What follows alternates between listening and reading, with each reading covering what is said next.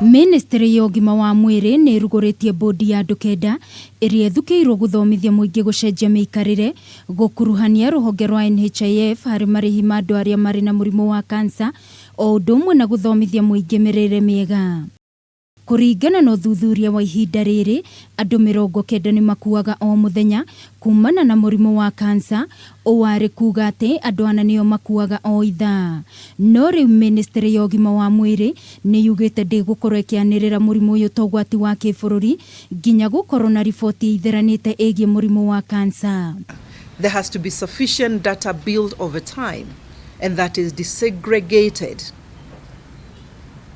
That is also indicating the causes, that is scientific, that is solid, that is sound, for us then to be able to actually come to a place and advise His Excellency the President. Only he can declare a national disaster.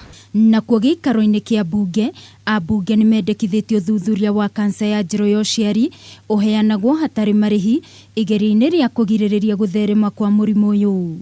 The availability of drugs and the treatment of this disease is what's killing our nation also. To treat cancer, Mr. Speaker, is expensive. It kills the spirit of the patient. Most women diagnosed with precancerous changes in the cervix are in their 20s and 30s, but the average age of women when they are diagnosed with cervical cancer is the mid-50s. Sisli augite Ministry ya ugima wa mwiri ni ithiete na mbere gutacukia makinya ma gutigirira murimu uyu ni wathaitirwo na njira ciothe kuria mweri wa kenda thirikari itanyitwo kuhingura thibitari wa Kenyatta University.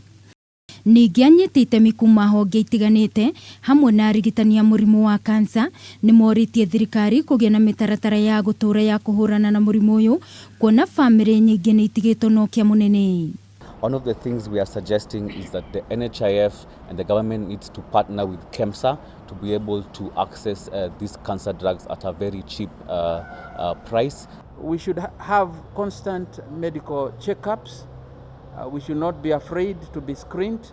Sesheni cia radiotherapy ni itanyitwo gwakwo Mombasa, Garissa na Naikuru na muigana wa shiringi bilioni 1.5.